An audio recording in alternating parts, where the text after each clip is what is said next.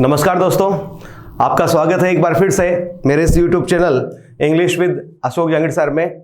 दोस्तों, आज जो हम टॉपिक लेकर के आए हैं काफ़ी इंटरेस्टिंग टॉपिक है।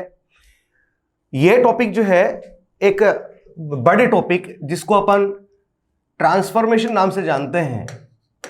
ध्यान दीजिएगा, ट्रांसफॉर्मेशन अर्थात रूप परिवर्तन, इस नाम से हम जानते हैं। इस टॉपिक का एक भाग है और ये टॉपिक है वॉइस अर्थात एक्टिव वॉइस और पैसिव वॉइस। अभी ट्रांसफॉर्मेशन क्या है, फटाफट अपन इसके बारे में जान लेते हैं दोस्तों। ठीक है, आपको कोई जल्दबाजी नहीं होनी चाहिए। टॉपिक आप पूरा सीखिए, एक एक इंच तक आप उसके जाइए, हर चीज आप सीखिए। यहां पर 1 मिनट 2 मिनट 5 मिनट में आपको कुछ समझ आने वाला नहीं है। आप बिल्कुल तसल्ली से बैठिए, आराम से सीखिएगा आप इस टॉपिक को, और आपको फील होगा कि आज तक आपने इस टॉपिक को इस तरह से कभी नहीं पढ़ा होगा। तो दोस्तों, जानते हैं ट्रांसफॉर्मेशन क्या होता है। ट्रांसफॉर्मेशन, यदि इस शब्द की बात करें तो ट्रांसफॉर्मेशन जो है इसका मतलब होता है रूप परिवर्तन करना। किसका रूप परिवर्तन? वाक्य का रूप परिवर्तन करना। ठीक है, आपने अफर्मेटिव से नेगेटिव बना दिया, ये भी क्या है? ट्रांसफॉर्मेशन है। ठीक है, आपने एक्टिव से पैसिव बनाया, ये भी क्या है? ट्रांसफॉर्मेशन है। इसी में आपके नरेशन पार्ट को भी शामिल किया जाता है। जब डायरेक्ट से इनडायरेक्ट बनाते हैं, इनडायरेक्ट से डायरेक्ट बनाते हैं, वो भी क्या है? ट्रांसफॉर्मेशन है। इसी में आपके डिग्री ऑफ कंपैरिजन के जो सेंटेंसेस आते हैं, पॉजिटिव से आप कंपैरेटिव जाते हैं, सुपरलेटिव जाते हैं, वो भी क्या है? ट्रांसफॉर्मेशन है। ट्रांसफॉर्मेशन की एक सबसे बड़ी अहम शर्त यही होती है कि आप वाक्य के रूप में परिवर्तन कीजिए, शब्दों में परिवर्तन कीजिए, लेकिन मीनिंग नहीं बदलना चाहिए। आई रिपीट, मैं फिर से रिपीट कर रहा हूं, ट्रांसफॉर्मेशन का मतलब क्या होता है कि आप वाक्य में परिवर्तन कर दीजिए, उसके शब्दों में परिवर्तन कर दीजिए, लेकिन आप उसके मीनिंग में परिवर्तन नहीं करेंगे। अर्थात meaning must be the same as before. ठीक है, मीनिंग पहले की तरह से क्या होना चाहिए? सेम होना चाहिए। तो यही बात किस पर लागू होती है? एक्टिव और पैसिव वॉइस पर लागू होती है। ठीक है दोस्तों, चलिए फिर अब अपन जान लेते हैं कि अब ये वॉइस क्या होता है। तो ध्यान दें, वॉइस शब्द जो है उसको याद, यदि आप हिंदी में कहना चाहते हैं तो आप इसको कह सकते हैं वाच्य। ठीक है, इसका सीधा सीधा संबंध जो है वह वाक्य की वर्ब से होता है। किससे होता है दोस्तों? वर्ब से होता है। आप अपने दिमाग को समझा दीजिए, समझ लीजिए कि एक्टिव से जब आप पैसिव वॉइस बनाते हैं तो वो बनता किसका है? वर्ब का। किसका बनता है? वर्ब का। तो सबसे इंपॉर्टेंट पार्ट इसमें कौन सा होता है? वर्ब होता है। तो वॉइस का सीधा सीधा संबंध किससे है? वर्ब से है। किससे है? वर्ब से है। ध्यान रखिएगा, मैं आपसे फिर से इस बात को दोहरा रहा हूं कि वॉइस का संबंध सीधा सीधा किससे है? वर्ब से है। तो वॉइस क्या है? वर्ब की एक श्रेणी है जो हमें यह बताती है कि आपका सेंटेंस, आपकी वर्ब जो है वो किस रूप में है, अर्थात वह एक्टिव फॉर्म में है या फिर पैसिव फॉर्म में है। ध्यान देंगे, वॉइस की वर्ब जो है एक्टिव है या पैसिव है। ठीक है, ये हमें जानना बहुत ही जरूरी होता है। क्या जानना जरूरी होता है? कि वॉइस की वर्ब जो है एक्टिव है या फिर पैसिव वर्ब है। ये जानना बहुत ही जरूरी होता है। ठीक है दोस्तों, इसको जानने के लिए आप यो देखिएगा, एक सेंटेंस में आपके सामने लिख रहा हूं।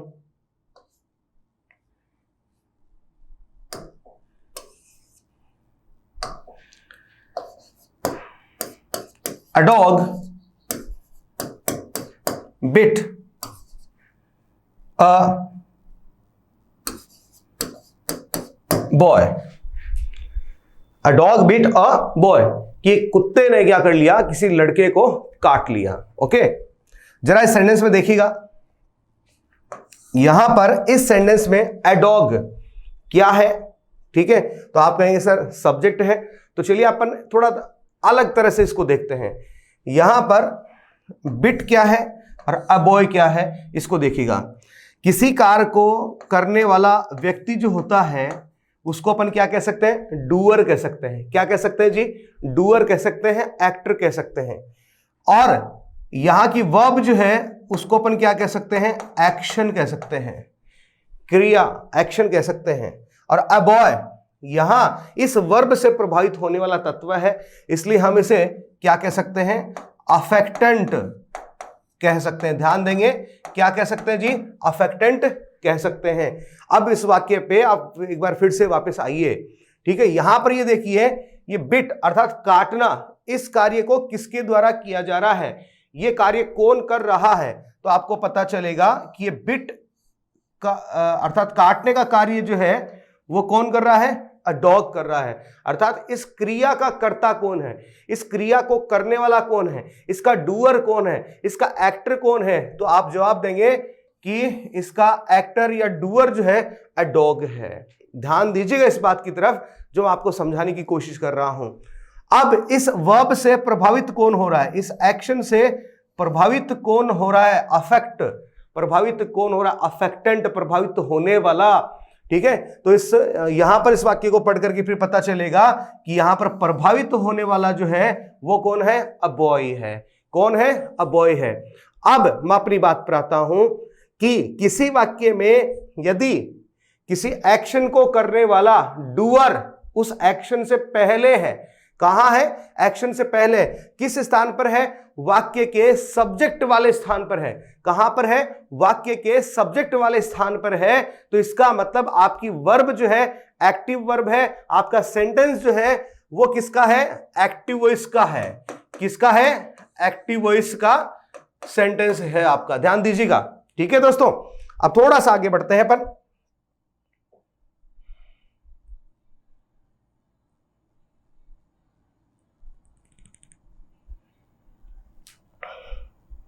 हाँ जी, अब इसी सेंटेंस का एक अपन पैसिव वॉइस बना करके देखते हैं। A boy was beaten by a dog. अब उसी तरह से वापस लौट करके आते हैं।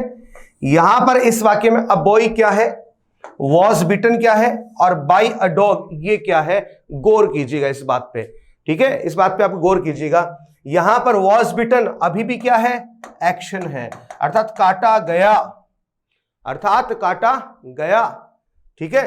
अब बॉय, इसको देखिए, क्या अब काटने वाला अब बॉय है या अ डॉग है, तो आपका जवाब क्या रहेगा बताइए, ठीक है। वॉज बिटन काटा गया, किसने काटा भाई, ठीक है, तो आप कहेंगे भाई अ डॉग, कुत्ते ने काटा, ठीक है। यहां पर अ बॉय क्या है, अभी भी इस कुत्ते के द्वारा काटा जा रहा है, अभी भी ये क्या है, इस क्रिया से प्रभावित होने वाला तत्व है। ध्यान देंगे, अभी भी ये इस वर्ब से प्रभावित हो रहा है, ये वर्ब अभी भी इसी को क्या कर रही है, प्रभावित कर रही है, अफेक्ट कर रही है, इसलिए अभी भी ये क्या है, अफेक्टेंट है, ठीक है। और अब आपका डूअर कहां है, इधर है। अब आपका डूअर कहां है, इधर है, समझ गए।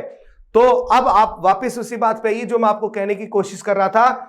मैं आपको यह बता रहा हूं, यदि किसी वाक्य में जो वर्ब दी गई है उस वर्ब को करने वाला, उसको परफॉर्म करने वाला यदि उससे पहले बैठा हुआ है, ठीक है, सब्जेक्ट के रूप में, तो वो क्या होगा, आपका डूअर होगा। तब आपका वाक्य किस में होगा, एक्टिव वॉइस में होगा। लेकिन यदि आपका अफेक्टेंट पहले आ गया है, उस वर्ब से प्रभावित होने वाला तत्व अर्थात अफेक्टेंट पहले आ गया है, तो फिर आपका वाक्य किस में होगा, पैसिव वॉइस में होगा। ध्यान देंगे इस चीज को, ठीक है। वाक्य या तो एक्टिव में होगा या फिर पैसिव में होगा। एक्टिव में कब होगा जी बताइए, एक्टिव, हाँ बोलिए, एक्टिव में कब होगा, जब वर्ब का डूअर कहां हो, जब वर्ब का डूअर कहां हो, उस वर्ब से पहले सब्जेक्ट वाले स्थान पर आता हो, तो वाक्य क्या हो जाएगा, एक्टिव वॉइस का हो जाएगा। लेकिन वर्ब से प्रभावित होने वाला अफेक्टेंट यदि वर्ब से पहले आता हो, तो फिर आपका सेंटेंस जो है पैसिव वॉइस का हो जाएगा। बात समझ आ रही है आपको, ठीक है। एक्टिव से पैसिव कैसे बनाएंगे ये अभी अपन सीखेंगे। फिलहाल आप सिर्फ इतना जानिए कि एक्टिव वॉइस वाला वाक्य कौन सा होता है और पैसिव वॉइस वाला वाक्य कौन सा होता है। तो आपको पता चल गया कि वर्ब से पहले डूअर आया है, एक्टिव वॉइस है, वर्ब से पहले अफेक्टेंट आया है, पैसिव वॉइस है। आप आराम से जान सकते हैं, वाक्य कैसे भी आप ले लीजिएगा, आपको तुरंत ही पता चल जाएगा कि किस तरह का वाक्य है, एक्टिव का है या पैसिव का है, ठीक है दोस्तों। आगे बढ़ते हैं फिर अपन इसी में, ठीक है। अब आगे अपन इसमें यह सीखेंगे कि किसी एक्टिव वॉइस के वाक्य को पैसिव वॉइस में कैसे बदला जाता है, यानी क्या क्या चेंजेस हैं जो हम एक्टिव वॉइस से पैसिव वॉइस बनाते समय करते हैं, ठीक। मेरा उद्देश्य जो है इस क्लास का, इस सेशन का, वो ये है दोस्तों, आप ध्यान से सुनिएगा, कि जो बेसिक से लेकर के एडवांस लेवल तक के जितने भी स्टूडेंट्स हैं, मैं सभी के लिए इस सेशन को खास तौर से तैयार करके लेकर के आया हूं। इस सेशन को तैयार करने से पहले मैंने काफी दफा पहले सोचा कि ये एक ऐसा टॉपिक है जो हर टीचर पढ़ाता भी है, ठीक है। ये एक ऐसा टॉपिक है जिसके बारे में लगभग स्टूडेंट्स को पता होता है, तो फिर मैं इसको इस तरह से आपके सामने लेकर के आऊं कि जो बेसिक वाले स्टूडेंट्स हैं उनके लिए भी अच्छा हो और जो एडवांस लेवल वाले स्टूडेंट्स हैं उनके लिए भी अच्छा हो, ठीक है। इसमें आपको हर एक चीज आपको मिलेगी। आपकी कोई क्वेरीज हो, कोई क्वेश्चंस हो, तो आप कमेंट बॉक्स में डाल सकते हैं, मेरे से आप सीधे संवाद कर सकते हैं, बात कर सकते हैं, पूछ सकते हैं, ठीक है। टॉपिक से रिलेटेड आपको ईच एंड एवरीथिंग, हर चीज आपको यहां पर अवेलेबल हो जाएगी। कहीं पर भी आपको और कहीं किताबों के पेजेस पलटने की आवश्यकता नहीं पड़ेगी, किसी चैनल पर आपको जाने की आवश्यकता नहीं पड़ेगी। तो चलिए फिलहाल अपन जानते हैं कि बेसिक चेंज जो है वो किस प्रकार से आपको करना है। ध्यान दें इधर, बेसिक चेंज करने के लिए मैं एक सेट पैटर्न वाला एक सेंटेंस जो है आपके सामने ले रहा हूं, जो आपने निश्चित तौर पे पढ़ा होगा, लेकिन आप आज अलग तरीके से अपन इसको देखते हैं, ठीक है दोस्तों। मैंने सेंटेंस के रूप में लिया है राम किल्ड रावण। राम किल्ड रावण। चलिए आप अब मेरे साथ साथ इसको बताइएगा कि इस वाक्य में एक्शन वर्ब क्या है। एक्शन क्या है इसमें? किल्ड। ये क्या है? एक्शन। ओके, एक्शन के रूप में क्या है? वर्ब है। राम किल्ड रावण, राम ने रावण को मारा। ओके, यहां पर इस वाक्य में राम शब्द क्या है? क्या यह इस क्रिया का संपादक है, इसका परफॉर्मर है? क्या यह इस क्रिया को परफॉर्म कर रहा है? क्या यह मारने की क्रिया राम के द्वारा की जा रही है? तो आपका जवाब क्या होगा? बिल्कुल बताइए। हाँ जी, क्या जवाब होगा? यस, बिल्कुल। यहां पर मारने का कार्य है, किलिंग का कार्य है, किसके द्वारा किया जा रहा है? राम के द्वारा किया जा रहा है। किसके द्वारा किया जा रहा है? राम के द्वारा किया जा रहा है। अर्थात राम यहां पर क्या होगा बताइए? डूअर होगा कि अफेक्टेंट होगा? बताइए, डूअर या अफेक्टेंट? ठीक है, डूअर। ओके, थैंक यू, सही जवाब है आपका। यहां पर राम इस वाक्य में क्या है? डूअर है, ठीक है। डूअर होने के साथ साथ यह किसका काम कर रहा है? सब्जेक्ट का कार्य कर रहा है। किसका कार्य कर रहा है? सब्जेक्ट का कार्य कर रहा है। इस एक्शन से, इस क्रिया से प्रभावित कौन हो रहा है? अरे भाई, मर कौन रहा है? रावण, ठीक है। मार कौन रहा है? राम। तो रावण इस वाक्य में क्या होगा? डूअर होगा कि अफेक्टेंट होगा? जल्दी बताइए, जल्दी बताइए, जल्दी जल्दी, ठीक है। डूअर होगा कि अफेक्टेंट होगा? ओके, अफेक्टेंट होगा, सही जवाब है आपका। तो यहां पर रावण जो है वो क्या रहा आपके लिए? अफेक्टेंट रहा। साथ में यहां पर इस वाक्य में किसका कार्य कर रहा है? ऑब्जेक्ट का कार्य कर रहा है। किसका कार्य कर रहा है? ऑब्जेक्ट का कार्य कर रहा है। तो ध्यान देंगे, एक्टिव वॉइस से पैसिव वॉइस बनाते समय सबसे पहला कार्य है, the very first thing that you are to do, सबसे पहला कार्य जो आपको करना है वो आप क्या करेंगे? वाक्य में जो अफेक्टेंट है अर्थात ऑब्जेक्ट है, उस ऑब्जेक्ट को आप क्या करेंगे? पैसिव वॉइस में सब्जेक्ट के स्थान पे रख देंगे। सबसे पहला काम आप क्या करेंगे? इसको आप यहां लेकर के आएंगे, अर्थात आप क्या लिखेंगे? रावण, ठीक है। उसके बाद में अगला तुरंत कार्य है, ऑब्जेक्ट को आपने सब्जेक्ट के स्थान पर रखा, पोजीशन चेंज कर दिया आपने। ध्यान दीजिएगा, अभी क्या क्या परिवर्तन करेंगे एक साथ अपन देखेंगे। याद रखिएगा, सबसे पहला काम क्या किया आपने? एक्टिव वॉइस के अफेक्टेंट को अर्थात ऑब्जेक्ट को कहां लेकर के आए? पैसिव वॉइस में लेकर के आए। कहां लेकर के आए? किस जगह रखा आपने? पोजीशन क्या है उसकी? सब्जेक्ट वाले स्थान पर आप लेकर के आ रहे हैं दोस्तों, ठीक है। अब अगला कार्य आप क्या करेंगे? जो वर्ब दे रखी है, ठीक है, उसके आप रूप को चेंज कीजिए, फॉर्म को चेंज कीजिए। फिर से दोहरा रहा हूं, किसको चेंज करेंगे? फॉर्म को, किसकी, वर्ब की। क्योंकि सबसे इंपॉर्टेंट पार्ट क्या होता है इसमें, एक्टिव से पैसिव वॉइस में जाते हैं तो सबसे इंपॉर्टेंट पार्ट क्या होता है, वर्ब ही होता है। क्या होता है, वर्ब ही होता है। तो वर्ब के रूप में आपको चेंज करना है। क्या चेंज होगा, वर्ब में आप क्या परिवर्तन करेंगे, क्या चेंज करेंगे आप। तो यहां पर सबसे बड़ा परिवर्तन आपको सिर्फ एक ही करना है कि आपको वर्ब का बी रूप लेकर के आना है। कौन सा रूप लेकर के आना है, बी रूप लेकर के आना है। कैसे आएगा अभी अपन बात करेंगे। फिलहाल के लिए आप देखिए, किल्ड शब्द को अपन यहां पर किस में चेंज करेंगे, बताइएगा। हाँ जी बोलिएगा, किस में चेंज करेंगे, वॉज, वर्ब का ये रूप, बी रूप ये वाला लेकर के आएंगे, वॉज किल्ड। ये रूप क्यों लेकर के आए, अभी चर्चा करेंगे अपन इस बात की, वॉज किल्ड। फिर आप क्या करेंगे, जो डूअर है, जो सब्जेक्ट के स्थान पर बैठा है, किसके स्थान पर बैठा है, सब्जेक्ट के स्थान पर बैठा है, आप उसे ले जाएंगे कहां, इस वाक्य में वर्ब के बाद। कहां ले जाएंगे, वर्ब के बाद। और किस रूप में लिख देंगे आप इसको, बाई राम। अब ये बाई राम किस रूप में लिखा गया है, इसकी भी आप बात कर लीजिए। यह इस वाक्य का ऑब्जेक्ट नहीं है। ज्यादातर टीचर क्या करते हैं, ये बताते हैं सब्जेक्ट को ऑब्जेक्ट कर दो और ऑब्जेक्ट को सब्जेक्ट कर दो।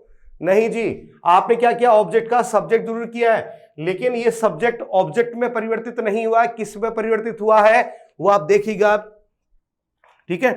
यहां पर रावण शब्द जो है वो क्या है, अफेक्टेंट है। किस स्थान पे आया जी, सब्जेक्ट के स्थान पे आया है। वॉज किल्ड क्या है, वर्ब है। वर्ब का कौन सा रूप है, बी प्लस थर्ड फॉर्म है।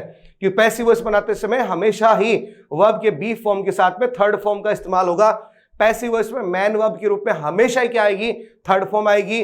नोट कर लीजिए इस चीज को कि बी के साथ में पैसिव वॉइस की हमेशा, पैसिव वॉइस में हमेशा ही कौन सी फॉर्म आनी, वर्ब की, मैन वर्ब की थर्ड फॉर्म आनी है, ठीक है। बाई राम जो है, ठीक, ये क्या है, क्या है, डूअर है, ठीक है। डूअर किस रूप में आया है,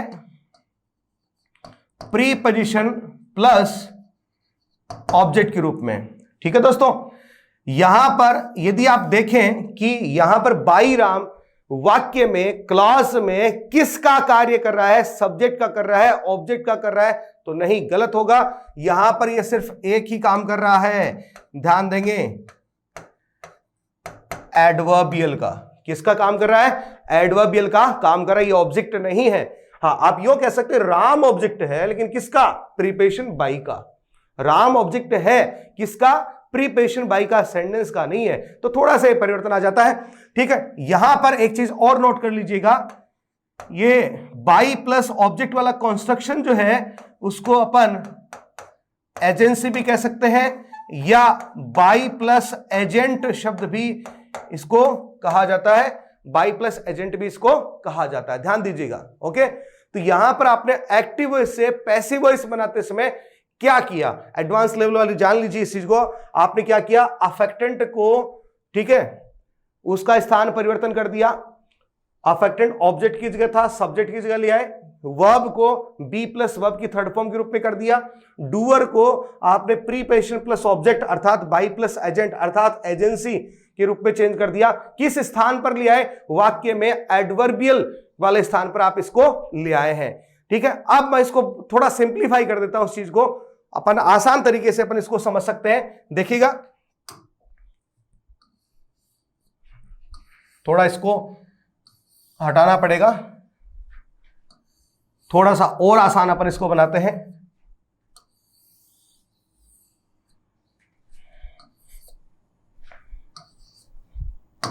हाँ जी, अब आप वापस आइए एक बार। आपका जो एक्टिव वॉइस का वाक्य है और ये आपका पैसिव वॉइस का वाक्य है, आपने क्या क्या परिवर्तन किया फटाफट देखते हैं अपन, बहुत ही आसान से तरीके से। यहां पर राम क्या है वाक्य में, सब्जेक्ट, कौन से स्थान पर बैठा है, नंबर 1 पे, अर्थात किसी वाक्य में सब्जेक्ट का आएगा, बिल्कुल प्रारंभ में आएगा, सामान्यतः है, ठीक है। वर्ब कितने नंबर पर है जी, 2 पे। रावण यहां पर किसका काम कर रहा है, ऑब्जेक्ट का, वाक्य में कितने नंबर पे है, 3 नंबर पे है। अब आप क्या बनाना चाहते हैं, पैसिव वॉइस बनाना चाहते हैं, तो आप पहला काम क्या करेंगे, ऑब्जेक्ट को यहां पर किस स्थान पर ले आएंगे, सब्जेक्ट वाले स्थान पर ले आएंगे। कितने नंबर पे ले आएंगे जी, नंबर 1 पे ले आएंगे। ठीक है, वर्ब कितने नंबर पे थी? 2 पे थी। किस रूप में लिख देंगे आप? बी प्लस वर्ब की थर्ड फॉर्म के रूप में आप इसे रख देंगे। बी प्लस वर्ब की थर्ड फॉर्म के रूप में रख देंगे। कितने नंबर पे? 2 पर थी, 2 पर ही रखेंगे।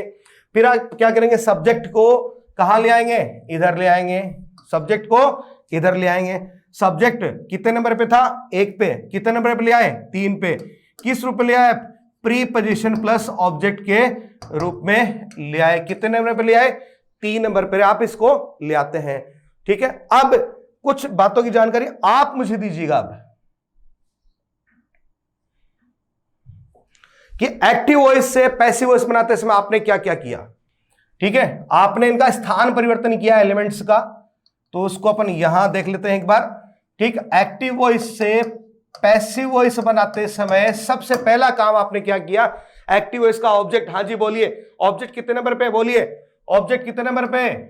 पहला काम आप क्या कर रहे हैं? ऑब्जेक्ट को लेके जा रहे हैं। ऑब्जेक्ट कितने नंबर पे? 3 नंबर पे। कितने नंबर पे ले गए? 1 पे। क्या बना दिया आपने? सब्जेक्ट। फिर वर्ब, वर्ब कितने नंबर पे थी? 2 पे। कितने नंबर पे ले गए? 2 पे ही। कितने, किस रूप में लिखा आपने? बी प्लस वर्ब की थर्ड फॉर्म के रूप में लिखा। फिर आपने अंतिम कार्य का क्या किया? वाक्य एक्टिव वॉइस का सब्जेक्ट कितने नंबर पे था? 1 पे। कितने नंबर पे ले गए आप? 3 पे। किस रूप में लिख दिया आपने? प्रीपोजिशन प्लस ऑब्जेक्ट के रूप में। ये देख लीजिएगा आप, ये आपने परिवर्तन किए हैं, ये आपने स्थान परिवर्तन किया इनका। फिर से दोहरा लीजिए मेरे साथ साथ में।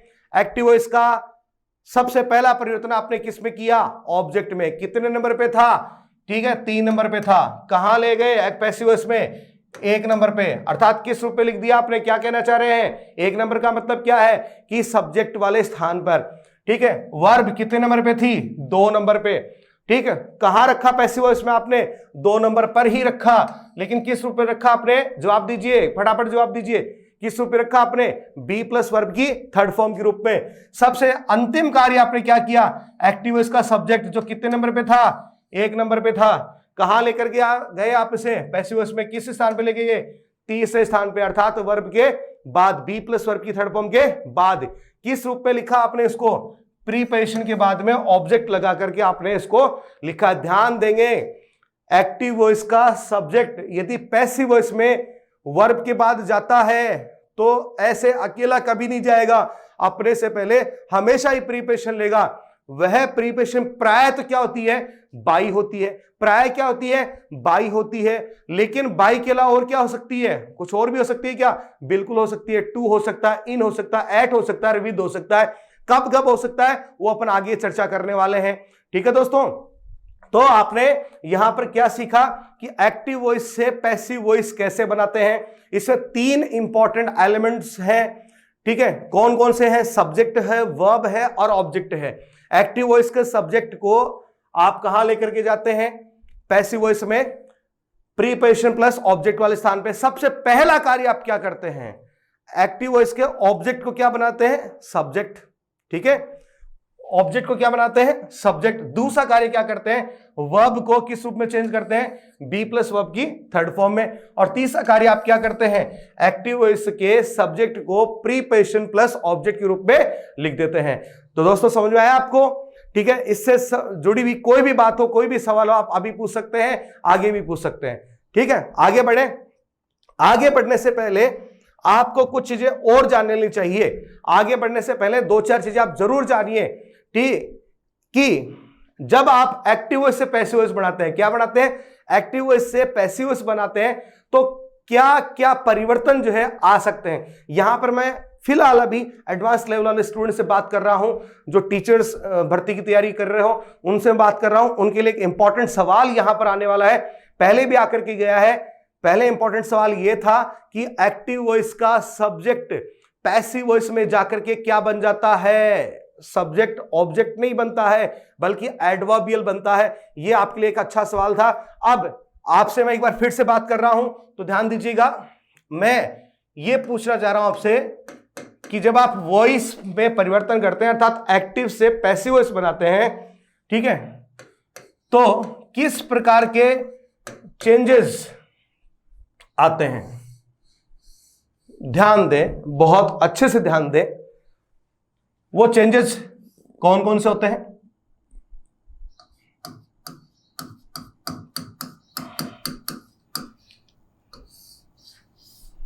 पहला परिवर्तन तो किसमें होता है? पोजीशन। पोजीशन किसकी बदलती है आप बताइए? सब्जेक्ट की बदलती है। सब्जेक्ट क्या बन जाता है? पोजीशन, स्थान परिवर्तन हो जाता है। सब्जेक्ट किसके स्थान पर चला जाता है? ऑब्जेक्ट के स्थान पर चला जाता है। किसके स्थान पे? सब्जेक्ट किसके स्थान पे जाएगा बताइए? एक्टिव वॉइस का सब्जेक्ट किसके स्थान पे जाएगा? ऑब्जेक्ट के नहीं, बल्कि किस रूप में, कहां, किसके स्थान पे चला जाता है? प्रीपोजिशन ऑब्जेक्ट वाले स्थान पे चला जाता है। ठीक है। इसके अलावा ऑब्जेक्ट किस स्थान पे चला जाता है? सब्जेक्ट वाले स्थान पे चला जाता है। तो ये पोजीशन चेंज होगी। दूसरा आप ध्यान रखेंगे, फंक्शन। क्या फंक्शन भी बदलता है? हां जी, बिल्कुल बदलता है। ठीक है, सेम। क्या फंक्शन बदला आपने? सब्जेक्ट जो है वो काम करने लग जाता है किसका?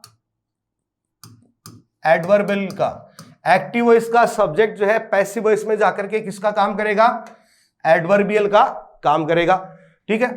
एक्टिव वॉइस का ऑब्जेक्ट जो है वह पैसिव वॉइस में जाकर के किसका काम करेगा? सब्जेक्ट का काम करेगा। तो आपने फंक्शन भी बदल दिए। ठीक है। फिर एक और चीज, फॉर्म। क्या रूप भी परिवर्तित होता है? हां जी, होता है। सबसे इंपॉर्टेंट चीज यहां पर, रूप किसका परिवर्तित होता है? वर्ब का। आपकी जो एक्टिव वॉइस की वर्ब है वह पैसिव वॉइस में अपना रूप परिवर्तित कर लेती है। किस रूप में? बी प्लस वर्ब की थर्ड फॉर्म के रूप में। ध्यान दे लेंगे, बी प्लस वर्ब की थर्ड फॉर्म के रूप में। तो एक्टिव वॉइस से पैसिव वॉइस बनाते समय क्या क्या परिवर्तन होते हैं, ध्यान दें। ठीक है। ग्रेड वाले स्टूडेंट्स खास तौर से ध्यान दें कि वॉइस जो है बदल देता है किसको? पोजीशन को। किसकी? सब्जेक्ट तथा ऑब्जेक्ट की। और क्या कर देता है? फंक्शन भी बदल देता है। किसका? सब्जेक्ट तथा ऑब्जेक्ट का। सब्जेक्ट क्या बन जाएगा? एडवर्बियल पैसिव वॉइस में जाते ही, और ऑब्जेक्ट क्या बन जाएगा? सब्जेक्ट का फंक्शन करने लग जाएगा। ठीक है। इसके अलावा और क्या परिवर्तन होता है? फॉर्म बदल जाती है। किसकी? वर्ब की। ठीक है दोस्तों, किसकी बदल जाती है? वर्ब की। फॉर्म जो है वो भी चेंज हो जाती है। तो अब आगे चलिए, अपन बात कर रहे हैं वर्ब की। किसकी बात कर रहे हैं? वर्ब की। कि एक्टिव वॉइस से पैसिव वॉइस बनाते समय, मैंने आपसे अभी काफी देर से मैं कह रहा हूं कि बी, वर्ब बी जो है उसका आना बहुत ही जरूरी है जब आप एक्टिव वॉइस से पैसिव वॉइस बनाते हैं। ठीक है। वर्ब बी के बिना पैसिव वॉइस नहीं बना सकते। किसके बिना नहीं बना सकते? वर्ब बी के बिना नहीं बना सकते। तो अब इस वर्ब के परिवर्तन को अपन जान लेते हैं। यहां पर मैं आपको 3 प्रकार से इस वर्ब के परिवर्तन को समझाऊंगा। ध्यान देंगे, कितनी प्रकार से? 3 प्रकार से इसको समझाने की कोशिश करूंगा, आप समझ जाएंगे। ठीक। एडवांस लेवल पे भी समझाऊंगा। यदि आप शॉर्ट ट्रिक के रूप में उसको लेना चाहते हैं तो भी आप समझ पाएंगे। ठीक। तो आगे बढ़े इसमें। एक्टिव वॉइस से पैसिव वॉइस बनाते समय जो भी वर्ब दे रखी है उस वर्ब को आप किस रूप में चेंज कर देंगे? बी प्लस वर्ब की थर्ड फॉर्म में। यहां पर इंपॉर्टेंट क्या हुआ? Verb B. और मैन वर्ब का कौन सा रूप आएगा यहां पे? Third form. कौन सा रूप आएगा? Third form. किसके बारे में जानना है? वर्ब के बारे में। तो एक्टिव वॉइस से पैसिव वॉइस बनाते समय सबसे पहला कार्य है, यदि आपको करना है तो आप क्या करेंगे? एक्टिव वॉइस की वर्ब को अंडरलाइन कर दीजिए। किसको अंडरलाइन करेंगे आप? एक्टिव वॉइस की वर्ब को अंडरलाइन करेंगे। किसको अंडरलाइन कर रहे हैं? एक्टिव वॉइस की वर्ब को, क्योंकि वर्ब ही सबसे इंपॉर्टेंट पार्ट है इसका। ठीक है। बाकी का इतना इंपॉर्टेंट नहीं है। इंपॉर्टेंट क्या है? वर्ब। ओके। तो वर्ब को आप क्या करते हैं? अंडरलाइन कर दीजिए और आप फिर से किस में चेंज कीजिएगा? बी प्लस वर्ब की थर्ड फॉर्म में चेंज कीजिएगा। अब ये परिवर्तन किस तरह से होता है जान लेते हैं, आगे बढ़ेंगे। ये देखिए, थोड़ा लेंथी था इसलिए मैंने इसको पहले स्लाइड के रूप में तैयार करके आपके लिए रखा हुआ है। आप गौर से देखिएगा और यहां पर कुछ भ्रांतियां हैं उनको भी अपन साथ साथ में दूर करते हुए चलेंगे। ठीक है। भ्रांति क्या है उसकी मैं अभी बात करूंगा। तो आप सबसे पहले क्या ये देखिएगा, वर्ब की फर्स्ट फॉर्म दे रखी हो, वर्ब की फर्स्ट फॉर्म के साथ एस या ईएस दे रखा हो, डू डस के साथ वर्ब की फर्स्ट फॉर्म दे रखी हो, अर्थात मैं कौन से टेंस की बात कर रहा हूं, प्रेजेंट कंटिन्यूअस की, सॉरी प्रेजेंट सिंपल की, प्रेजेंट इंडेफिनिट की बात कर रहा हूं आपसे। यदि ऐसा हुआ हो तो आप क्या करेंगे, वर्ब का बी रूप लेकर के आएंगे। कौन सा, प्रेजेंट का। तो प्रेजेंट का बी रूप क्या होता है, इज एम आर होता है, ये आपको पता है, ये रहा इधर इज आर एम दे रखा है, ठीक है दोस्तों। लेकिन यदि इज आर एम पहले दे रखा हो और उसके साथ में वर्ब में आईएनजी हो, अर्थात प्रेजेंट कॉन्टिन्यूअस दे रखा हो, तो आप क्या करेंगे, इज आर एम के साथ में क्या जोड़ देंगे, बीइंग जोड़ देंगे। क्या जोड़ देंगे जी, बीइंग जोड़ देंगे। और यदि हैज हैव प्लस वर्ब की थर्ड फॉर्म दे रखी हो, प्रेजेंट परफेक्ट दे रखा हो, तो क्या कर देंगे, हैज हैव के साथ में आप क्या लगा देंगे, बीन लगा देंगे, फिर से बी का रूप है, ठीक है। यदि हैज हैव के साथ में बीन दे रखा और फिर वर्ब की फर्स्ट फॉर्म में आईएनजी दे रखा, अर्थात मैं बात कर रहा हूं प्रेजेंट परफेक्ट कंटीन्यूअस टेंस की बात कर रहा हूं, फिर से सुन लिए, प्रेजेंट परफेक्ट कंटीन्यूअस टेंस की बात कर रहा हूं। और अक्सर आपने पढ़ा होगा कि जितने भी परफेक्ट कंटीन्यूअस टेंसेज हैं तथा आपका फ्यूचर कंटीन्यूअस टेंसेज हैं, उनका क्या नहीं बनाते आप, पैसिव वॉइस नहीं बनाते। कई जगह तो ऐसे भी लिखा हुआ मिलता है कि उनका पैसिव वॉइस नहीं बनता है, गलत बात है। इनका पैसिव वॉइस प्राय हो सकता है हमें काम में नहीं आता हो, रेयर यूज हो, इसलिए हम नहीं बनाते हैं, बट इसका मतलब ये नहीं है कि इनका पैसिव वॉइस नहीं बनेगा। माइकल स्वान जो है, उनकी इंग्लिश प्रैक्टिकल यूसेस किताब जो आती है, इनके अलावा और भी बहुत सारी बुक्स हैं, आपको मिल जाएंगी, जहां पर इन सब बातों के रेफरेंसेस आपको दिए हुए मिलेंगे दोस्तों, ठीक है। तो इनके भी क्या बना सकते हैं अपन, पैसिव वॉइस बना सकते हैं।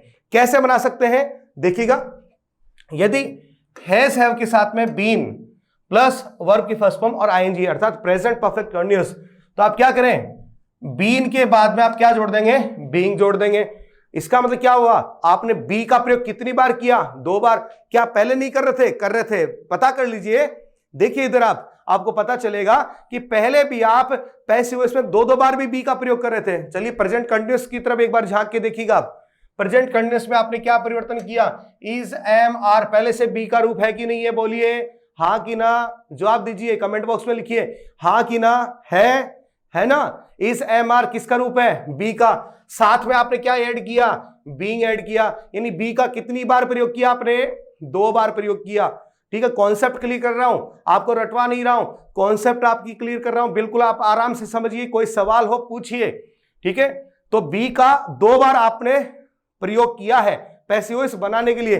तो यहां पर भी देखिए कितनी बार कर रहे हैं, हैज हैव के बाद में बीन क्या है, बी का रूप है, फिर आपने क्या ऐड किया, बीइंग ऐड किया। कितनी बार बी को लेकर के आए, 2 बार लेकर के आए, फिर क्या बना रहे हो, पैसिव वॉइस बना रहे हो, ठीक है। आगे बढ़िए, वर्ब की सेकंड फॉर्म या डिड के साथ में वर्ब की फर्स्ट फॉर्म, अर्थात पास्ट सिंपल आ जाए तो बी का पास्ट फॉर्म अर्थात वॉज वर लगा दीजिए, और वॉज वर के साथ में आईएनजी आ जाए तो क्या कर लेंगे, वॉज वर जो खुद बी है उसके साथ बीइंग ऐड कर दीजिए, अर्थात बी का कितनी बार प्रयोग, 2 बार प्रयोग, ठीक है। हैड प्लस वर्ब की थर्ड फॉर्म अर्थात पास्ट परफेक्ट आ जाए तो क्या करेंगे, हैड बीन में चेंज कर देंगे, ठीक है। बी का प्रयोग हो गया यहां पर भी, ठीक है। पास्ट परफेक्ट कंटिन्यूअस, कौन सा टेंस, पास्ट परफेक्ट कंटिन्यूअस। उसी तरह से प्रेजेंट परफेक्ट कंटिन्यूअस की तरह से यहां पर भी आप क्या करेंगे, बीन के साथ में बीइंग जोड़ देंगे, ठीक है।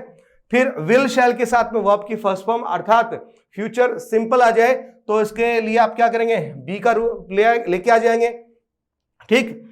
यहां पर विल शैल के बाद में बी और फिर वर्ब की फर्स्ट फॉर्म में आईएनजी अर्थात फ्यूचर कंटीन्यूअस टेंस आ जाए, यहां पर भी आप क्या करेंगे, बी के बाद में बीइंग का प्रयोग कर लेंगे, ठीक है दोस्तों, ठीक है। यहां will shell plus have plus verb की थर्ड फॉर्म अर्थात फ्यूचर परफेक्ट टेंस का इस्तेमाल किया गया हो तो यहां पर आप क्या कर देंगे, इसमें बीन ऐड कर देंगे, विल शैल के बाद में हैव प्लस बीन का प्रयोग कर लेंगे। इसी तरह से फ्यूचर परफेक्ट कंटीन्यूअस टेंस का प्रयोग हुआ हो तो क्या करेंगे, यहां पर बीन के बाद में बीइंग ऐड कर देंगे, ध्यान दे दीजिए, बीन के बाद में क्या ऐड कर देंगे, बीइंग ऐड कर देंगे। इसी प्रकार से मॉडल ऑक्सिलरी का प्रयोग हुआ हो, ठीक है, मॉडल के बाद में वर्ब की फर्स्ट फॉर्म आई हो, इसी स्वरूप का अपन ज्यादा प्रयोग करते हैं, ज्यादातर प्रयोग करते हैं अपन इसका, तो क्या कर देंगे, मॉडल के बाद में बी ऐड कर देंगे। लेकिन मॉडल के बाद बी आ जाए और फिर आईएनजी हो। हाँ जी, बिल्कुल ऐसा अपन प्रयोग कर सकते हैं। मॉडल के बाद आप बी लगाइए, वर्ब की फर्स्ट फॉर्म में आईएनजी लगाइए। यह मॉडल का कॉन्टिन्यूअस रूप है जिसके साथ बी का प्रयोग किया गया है। जैसे सेंटेंस देख लीजिए, आप बोल के देख लीजिए, mother should be watching TV. Mother should be watching TV, अर्थात मां क्या कर रही होगी, टीवी देख रही होगी। मदर शुड मॉडल ऑक्सिलरी है, बी का प्रयोग हुआ है, मॉडल के साथ में बी का प्रयोग हुआ है। वॉचिंग वर्ब में आईएनजी आया है, तो mother should be watching TV. इस तरह से भी सेंटेंस बन सकता है आपका। यदि ऐसा हुआ हो तो आप क्या करेंगे, बी के साथ क्या ऐड कर देंगे, बीइंग ऐड कर देंगे। इसी प्रकार से यदि आपने मॉडल के बाद हैव प्लस वर्ब की थर्ड फॉर्म का प्रयोग किया है तो आप क्या कर देंगे, इधर बीन का प्रयोग कर लेंगे। ठीक है दोस्तों, एक कंस्ट्रक्शन और ले लेते हैं अपन इसमें। मॉडल का अंतिम कंस्ट्रक्शन है, मॉडल के साथ में क्या आ गया हो, हैव, और फिर क्या आ गया हो, बीन आ गया हो। तो क्या कर देंगे आप, उधर यदि बीन आया है तो उधर आप क्या ऐड कर रहे थे इतनी देर तक, ठीक है, बीन के बाद में बीइंग का प्रयोग कर रहे थे। ठीक है दोस्तों, किसका प्रयोग कर रहे थे, बीइंग का प्रयोग कर रहे थे। ठीक है, वैसा ही अपन यहां पर भी करेंगे। ठीक, तो ये रहे आपके वर्ब के परिवर्तन, सारे एक से लेके जेड तक, सारे पूरे इसमें आ गए हैं। कहीं पर कुछ भी इसमें बकाया नहीं रहा है, सारे सारे वर्ब में परिवर्तन इसमें आ गए हैं। ठीक, अब एक सबसे इंपॉर्टेंट चीज और रह जाती है जिसको आपको नोट करना है। ठीक है, पहले तो चेक कीजिए कि इधर जो पैसिव वॉइस की वर्ब से है उसमें बी का प्रयोग हुआ कि नहीं हुआ। तो देखिए, इज एम आर बी का प्रयोग है, इज एम आर के साथ बीइंग, बी का कितनी बार प्रयोग है, 2 बार प्रयोग है। जहां पर भी आईएनजी आया है, जहां पर भी आईएनजी आया है, आपने बी का कितनी बार प्रयोग किया है, 2 बार प्रयोग किया, ध्यान दे लेना। ठीक है, एक्टिव वॉइस में आईएनजी आया तो एक्टिव वॉइस में आईएनजी आ गया, आपने पैसिव वॉइस में बी का प्रयोग किया कितनी बार, 2 बार।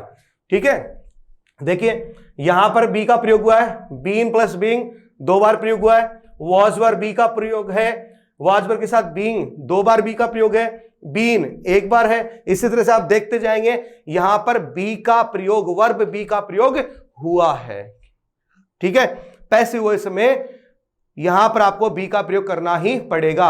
अब रही बात इसके साथ में मैन वर्ब की, तो देखिएगा यहां पे इन सभी के साथ वर्ब की आप कौन सी फॉर्म लेते हैं, थर्ड फॉर्म लेते हैं, जिसे आप और किस नाम से जानते हैं, पास्ट पार्टिसिपल नाम से भी आप इसको जानते हैं। अर्थात बी के साथ में आपको past participle form of the verb का प्रयोग करना है, पास्ट पार्टिसिपल का यूज करना है, अर्थात वर्ब की थर्ड फॉर्म का प्रयोग करना है। ठीक है, ये रहा पूरा। अब यदि आप चाहते हैं कि सर आप थोड़ा सा हमें इस तरह से बताइए कि सारा ये फटाफट से आपको याद हो जाए, तो एक कोशिश करके देख लेते हैं। कोशिश हमेशा कामयाब होती है, पता ही है ना आपको। तो बिल्कुल कोशिश करते हैं आप लोगों के लिए कि मैं इस वर्ब को इस तरह से आपके सामने प्रेजेंट करूं कि आप इसको तुरंत ही याद कर लें। ठीक है, तो आप मुझे बताइए, वर्ब बी पैसिव वॉइस में कौन सी वर्ब का प्रयोग होगा, बी का। किसका प्रयोग होगा, बी का। ठीक है, अब मुझे बताइए बी का प्रेजेंट रूप क्या होता है, तो आपका जवाब क्या होगा, इज, आर तथा एम।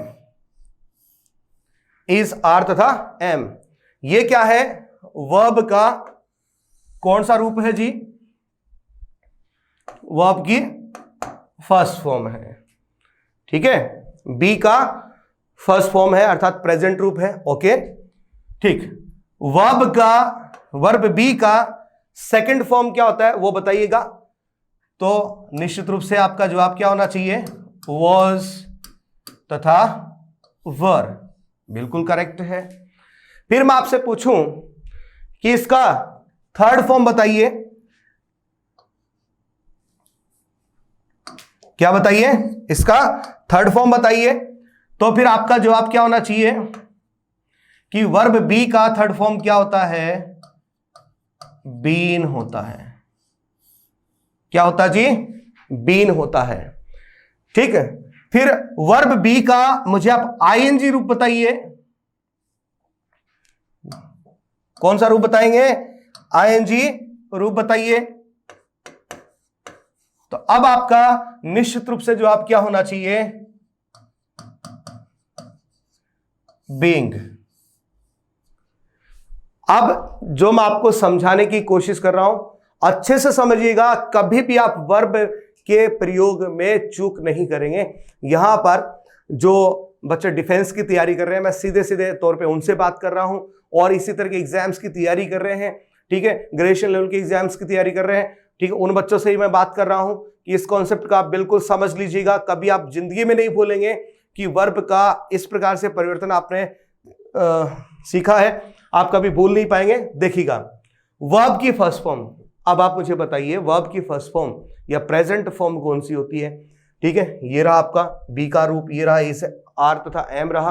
तो वर्ब की फर्स्ट फॉर्म का मतलब क्या हो गया कि जहां पर वर्ब की फर्स्ट फॉर्म आती हो, या वर्ब की फर्स्ट फॉर्म के साथ क्या लगता हो, एस या ई एस लगता हो, जहां पर, ठीक है, और किसका प्रयोग होता हो, डू या डज, इसके साथ में वर्ब की फर्स्ट फॉर्म आती है।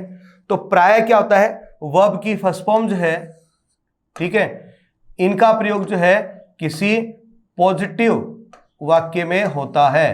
किस में होता है जी, पॉजिटिव वाक्य में होता है। डू डज के साथ में वर्ब की फर्स्ट फॉर्म का प्रयोग कब होता है, जब आपका वाक्य कैसा हो, नेगेटिव हो, ठीक है, या फिर वाक्य कैसा हो, प्रश्नवाचक हो, वहां पर आप किसका प्रयोग करते हैं, डू डज के साथ में वर्ब की फर्स्ट फॉर्म का प्रयोग करते हैं। यदि एक्टिव वॉइस में, किसमें, एक्टिव वॉइस में, यदि एक्टिव वॉइस में इनका प्रयोग हुआ हो तो क्या कर देना, पैसिव वॉइस में इज, आर तथा एम को ले आना।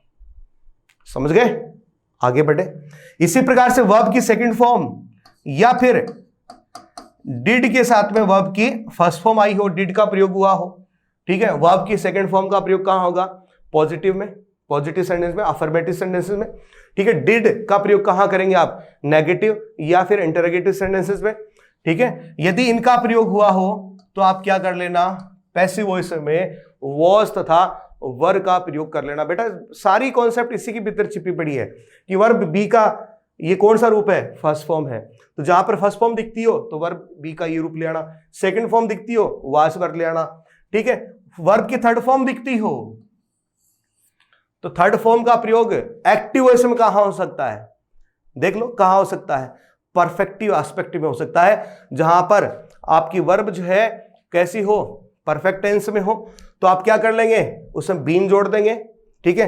यहां पर क्या हो सकता है, प्रेजेंट परफेक्ट हो सकता है, और क्या हो सकता है, पास्ट परफेक्ट हो सकता है, और क्या हो सकता है आपका फ्यूचर परफेक्ट हो सकता है, ठीक है। आप क्या कर देंगे, इसको किस में चेंज कर देंगे, इसमें बीन ऐड कर देंगे, ठीक है दोस्तों। आईएनजी एक्टिव वॉइस का कोई भी वाक्य जिसमें आईएनजी का प्रयोग हुआ हो कहां होता है, कंटिन्यूअस तथा परफेक्ट कंटिन्यूअस में होता है। कहां होता है, कंटिन्यूअस तथा परफेक्ट कंटिन्यूअस में होता है। तो आप क्या कर दीजिए, वहां पर पैसिव वॉइस बनाते समय उसमें आईएनजी जोड़ दीजिए। समझ गए आप, ठीक है। मेरे ख्याल में आप इसको अब भूलने वाले नहीं हैं। यदि एक्टिव वॉइस में वर्ब की फर्स्ट फॉर्म का प्रयोग हुआ है तो क्या करेंगे, पैसिव वॉइस में इज एम आर लगाएंगे। सेकंड फॉर्म का प्रयोग हुआ है तो वाज वर्ब का प्रयोग करेंगे। यदि आपके एक्टिव वॉइस वाले वाक्य में वर्ब की थर्ड फॉर्म आई है, अच्छा एक बात बताइए, वर्ब की थर्ड फॉर्म कहां लगती है, ठीक है, क्योंकि कुछ स्टूडेंट्स के दिमाग में चल सकता है, जैसे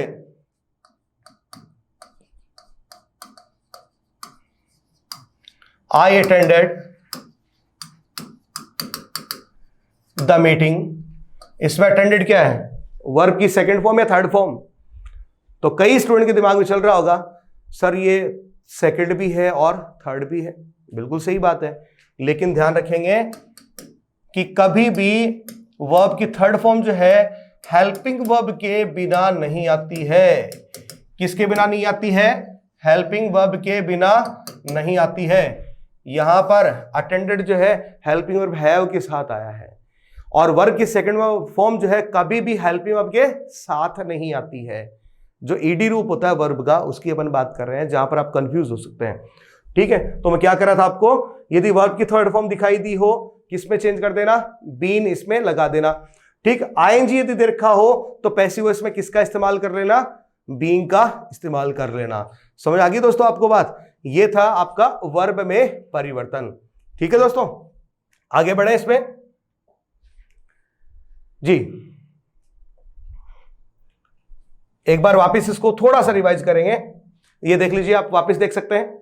ठीक है, वर्ब में परिवर्तन आपने किस प्रकार से किया है, आप इसका स्क्रीनशॉट ले सकते हैं। ठीक है, और इसको नोट कर लीजिएगा, कहीं पर इसमें कोई चूक नहीं हो। ठीक है, इसको थोड़ा शॉर्ट तरीके से आप याद रखना चाहते हो तो इस पैटर्न का आप इस्तेमाल कर सकते हैं। ठीक, एक्टिव वॉइस के जितने भी सेंटेंसेस हैं उन सभी पर ये लागू होता है। वर्ब बी का इसमें प्रयोग आपको करना ही होता है। ठीक है,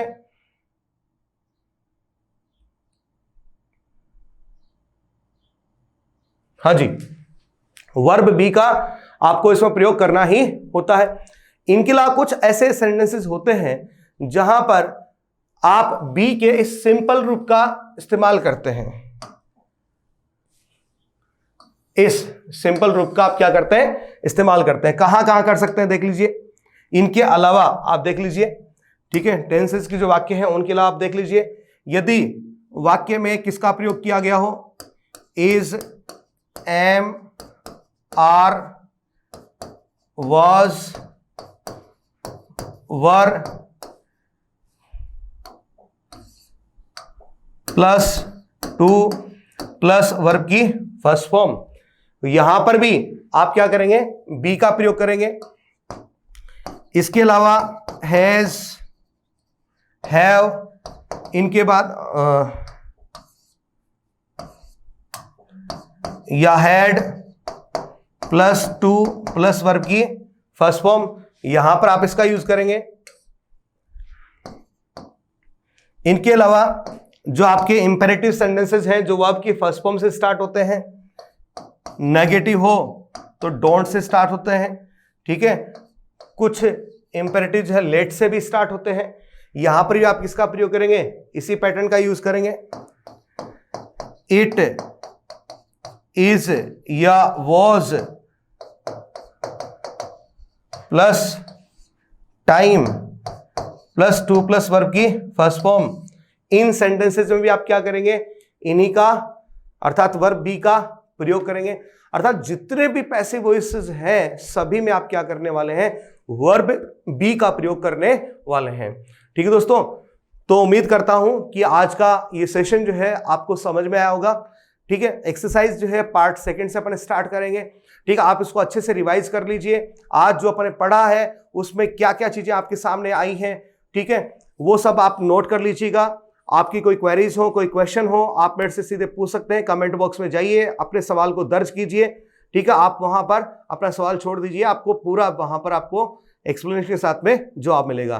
दोस्तों, आपका प्यार जो है मुझे लगातार मिल रहा है, सब्सक्राइबर्स जो है बढ़ रहे हैं। ठीक है, लेकिन आपके और दोस्त जो हैं वो भी इससे लाभान्वित हो, इसके लिए आप इस चैनल को, इस वीडियो को बराबर इसको शेयर करें अपने फ्रेंड्स के साथ में, ताकि वो भी इस फ्री एजुकेशन का लाभ उठा सकें। Thank you.